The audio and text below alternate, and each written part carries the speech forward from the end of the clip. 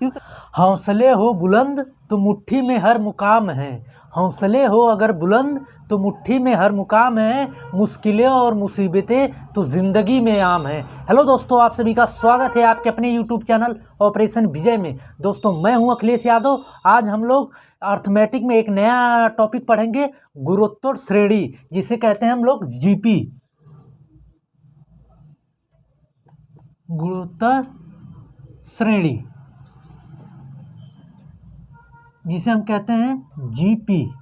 देखिए, ये एक होता है समांतर श्रेणी, एक होता है गुणोत्तर श्रेणी। हमने समांतर श्रेणी जो है पढ़ा चुके हैं। अभी आप नए हैं चैनल पे, नहीं देखें तो जाके प्लेलिस्ट में वो वीडियो पड़ी है, जाके देखिए ज़रूर। आज का टॉपिक है आपका गुणोत्तर श्रेणी। ठीक, तो देखिए, गुणोत्तर श्रेणी किसे कहते हैं, किसी भी श्रेणी को गुणोत्तर श्रेणी कब कहेंगे, ये पहले समझिए।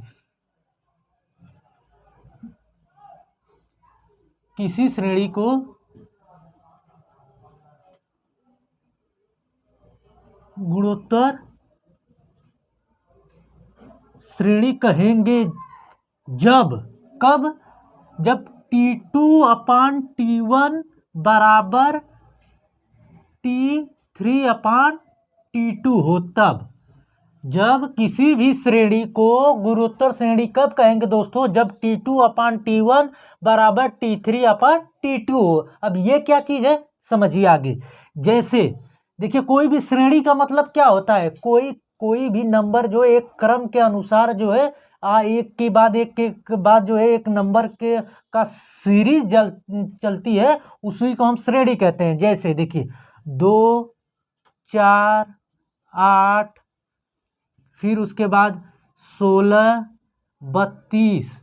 देखिए, अब एक होता है 2, 4, 6, 8, ऐसे श्रेणियों को जिनका जो है अंतर जो है समान होता है, उसे हम समांतर श्रेणी कहते हैं। और जिनका गुणा करके आगे वाली श्रेणी प्राप्त होती चली जाती है, गुणोत्तर श्रेणी कहते हैं, यानी जीपी कहते हैं। कितना क्लियर हो गई बात। अब हम लोग चलते हैं इसी में। अब गुणोत्तर श्रेणी तो पता चल गया किसे कहते हैं। अब हम चलते हैं कि गुणोत्तर श्रेणी का nवां पद निकालते हैं। कैसे निकालते हैं, और गुणोत्तर श्रेणी का n पदों तक का योगफल कैसे निकाला जाता है, ये समझते हैं हम लोग। तो अब हम लोग चलते हैं कि गुणोत्तर श्रेणी का, गुणोत्तर श्रेणी का nवां पद कैसे निकाला जाता है। ठीक, तो अभी चैनल पे नए हैं, नहीं इसको सब्सक्राइब किए और तो इसे सब्सक्राइब कर लीजिए और बेल आइकन को दबा दीजिए। तो हम लोग चलते हैं। देखिए, गुणोत्तर श्रेणी का nवां पद मतलब क्या होता है, Tn बराबर a into r power n-1 होता है। बस इस क्या होता है, Tn बराबर a इंटू आर के पावर n-1। अब यहाँ पे ये सब पद क्या है, देखिए, पद क्या था आपका, 2, 4 गुणा था, एक के इसमें गुणा, फिर ये 8, फिर ये 16, फिर ये 32 आगे तक चला गया। ठीक, ये आगे तक चाहे जहाँ तक जाएगा। इसी का अगर हमें nवां पद निकालना हो, जैसे ये पहला पद, दूसरा पद, तीसरा पद, चौथा पद, 5वां पद है, इसी तरह हमें 20वां पद डायरेक्ट पता हो निकालना हो, 15वां पद निकालना हो, 10वां पद निकालना हो डायरेक्ट, तो हम तो लिखेंगे नहीं, काफ़ी ज़्यादा प्रोसेसिंग हो जाएगी, समय लगेगा। तो यही एक लाइन का कॉन्सेप्ट होता है कि यहीं से हम डायरेक्ट चाहे जितने का 100वां, 250 जितने का पूछे आपसे, वहाँ से निकाल सकते हैं। तो एक हमने मान लिया nवां पद निकालने के लिए, तो Tn बराबर a इंटू आर के पावर n-1। तो यहाँ पे देखिए, a बराबर होता है प्रथम पद, और जो है r बराबर होता है सार्वनुपात। अब सार्वनुपात क्या होता है दोस्तों, जैसे हमने कहा ना कि T2/T1 बराबर T3/T2। ठीक, यहाँ से निकलता है, यानी कि इसके बट्टे में इतना कर देंगे तो ये आर सार्वनुपात निकल जाता है, यानी कि 4/2 कर देंगे, या 8/4 कर देंगे, या 16/8 कर देंगे, तो ये निकल आता है सार्वनुपात, यानी आर का मान निकल आता है। अब आपको n क्या है, पदों की संख्या है। n बराबर पदों की संख्या, समझ में आ गई। अब यहाँ से अगर हमें निकालना हो कि जो यहाँ से 10वां पद निकालना है या 5वां पद निकालना हो तो रख दीजिए मान, आपका जो है यहाँ से निकल आएगा। ये तो हो गया गुणोत्तर श्रेणी का n वां पद। अब पूछे आपसे कि n पदों तक का योगफल पूछे, ये तो n वां पद डायरेक्ट आप निकाल लेंगे। जैसे कि n वां पद तक का योगफल पूछे तब कैसे क्या करेंगे उसके लिए देखिए समझिए। n पदों तक का योगफल, n पदों तक का योगफल ठीक। तो Sn बराबर, देखिए Sn बराबर होता है क्या, a कोष्टक में r के पावर n-1 अपान में r-1 ठीक। ये होता है Sn बराबर a इंटू कोष्टक में r के पावर n-1 अपान में r-1। अब देखिए एक होता है Sn बराबर, इसी में होता है a कोष्टक में 1 माइनस r के पावर n अपान में 1 माइनस r होता है। ये देखिए कब प्रयोग होगा और ये कब प्रयोग होगा। देखिए जब मॉड r जो है बड़ा हो 1 से। अब मॉड का अर्थ क्या होता है, कोई भी चीज़ आपने पढ़ा होगा हाई स्कूल इंटर में मॉड का अर्थ यही होता है दोस्तों कि कोई भी संख्या अगर मॉड में है तो ये जब निकलती है मॉड से तो ये प्लस में हमेशा और हमेशा प्लस में रहती है। तो ये संख्या का मॉड का अर्थ होगा कि r हमेशा और हमेशा प्लस में रहेगा। तो r का मान जब 1 से बड़ा होगा तब ये सूत्र लगाएंगे, जब r का मान, जब जो है मॉड r का मान जो है 1 से छोटा होगा, 1 से छोटा, ये छोटा वाला साइन है इधर लगाए थे यानी जिधर बंद रहता है वो छोटा होता है। तो ये जब r का मान जो है 1 से छोटा होगा तब ये वाला सूत्र लगाएंगे। ये n पदों तक का योगफल था। जैसे आप तक 20 पदों तक का योगफल पूछ दे, 10 पदों तक का योगफल पूछ दे तब ये सूत्र लगाएंगे आप। अभी क्वेश्चन आएंगे तो हम बताएंगे, पहले ये समझ लीजिए, एक नोट बना के कायदे से लिख लीजिए इसको। अब हम लोग चलते हैं कि अनंत, ये तो n पदों तक का योगफल था। अब जैसे हम पूछ दे कि अनंत पदों तक का योगफल क्या होगा तब क्या करेंगे। तो अगर हम कह दें कि अनंत पदों तक का योगफल ठीक, तो क्या होता है S इनफाइनाइट, अनंत के लिए इनफाइनाइट प्रयोग करते हैं यानी लेटा हुआ 8 ठीक। तो a अपान में 1 माइनस r होता है ये अनंत पदों तक का योगफल। और एक होता है कि जो है क्या कि दो संख्याओं का जो है क्या निकालना है आपको, माध्य निकालना हो। गुणोत्तर श्रेणी जैसे दो संख्याएं दी हो, दो संख्या दिया हो a तथा b ठीक, तो उसका अगर हमें माध्य निकालना हो, माध्य बराबर, ये बहुत पूछा जाता है, इसको कायदे से लिखिएगा, माध्य बराबर plus minus under root a into B.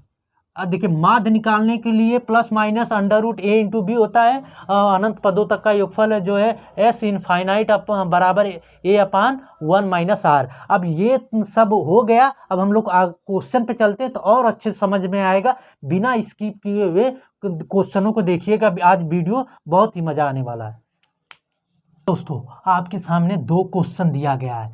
कहा है पहला कि a5 तथा 80 के बीच में 3 पदी इस तरीके से समाहित किए जाते हैं कि 5 पदी गुणोत्तर श्रेणी प्राप्त होता है, तो मध्य का पद क्या बताइए ठीक। ये आपके NTPC का क्वेश्चन है ये।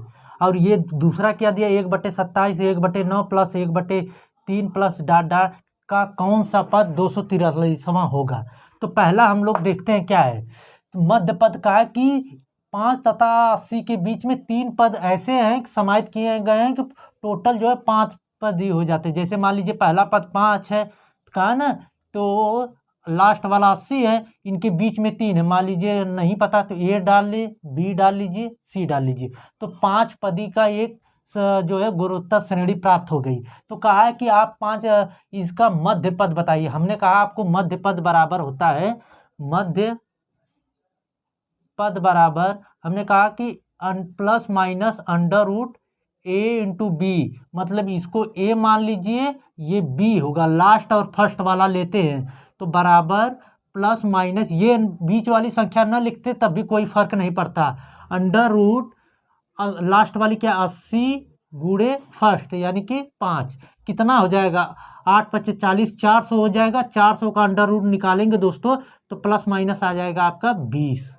ठीक, तो इसका मध्य पद इस क्वेश्चन के कितना आ गया आपका 20 आ गया। अब इसको हम देखते हैं क्या 1/27 प्लस 1/9 प्लस 1/3 डॉट डॉट का कौन सा पद जो है 243वां होगा, 243 होगा। ठीक, तो यहाँ से आपको माना यनवा पद जो है 243 होगा, माना यनवा पद जो है 243 होगा, हमने मान लिया।